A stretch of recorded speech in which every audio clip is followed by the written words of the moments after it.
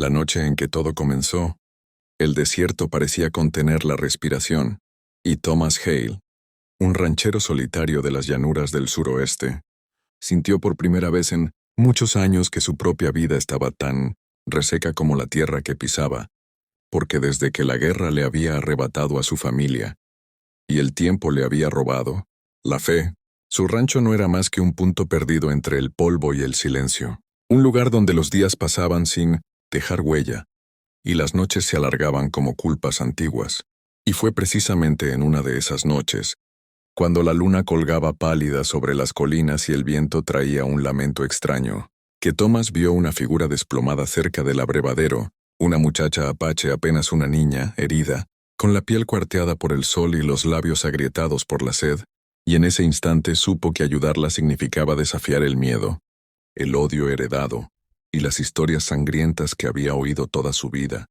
Pero también supo, con una claridad que le dolió en el pecho, que negarle agua sería negarse a sí mismo, lo último que aún lo hacía humano. La levantó con cuidado, como quien sostiene algo sagrado, y mientras le daba de beber con sus propias manos, recordó otras manos pequeñas, las de su hijo, que una vez se aferraron a su camisa pidiendo protección, y ese recuerdo lo quebró por dentro, porque la compasión tiene esa forma cruel de abrir heridas, antiguas para poder sanarlas, y así, sin palabras y sin promesas, curó la herida de la joven, la dejó descansar en el granero y se quedó despierto toda la noche, vigilando,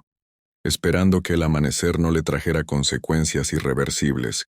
Y cuando al alba la muchacha despertó, lo miró con un temor mezclado con gratitud. Pronunció un nombre que él no entendió, y desapareció entre los matorrales, dejando a Thomas solo otra vez, preguntándose si su pequeño acto de bondad había sido un error o el primer paso hacia algo que aún no podía imaginar. Al día siguiente, el suelo tembló bajo el galope de muchos caballos, y desde la colina,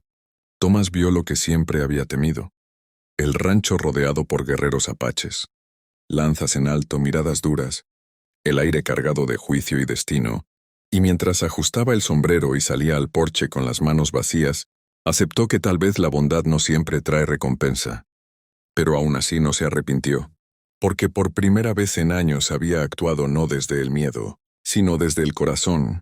y cuando el jefe de la tribu avanzó, no fue la violencia lo que habló primero, sino el silencio, roto solo cuando la joven herida apareció entre ellos, viva, erguida, señalando a Thomas y diciendo, con voz firme, que aquel hombre le había dado agua cuando el mundo la había abandonado. Y entonces ocurrió algo que Thomas nunca olvidaría. El jefe desmontó,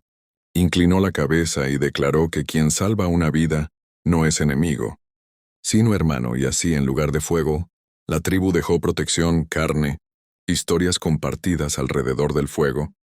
y el rancho, que había sido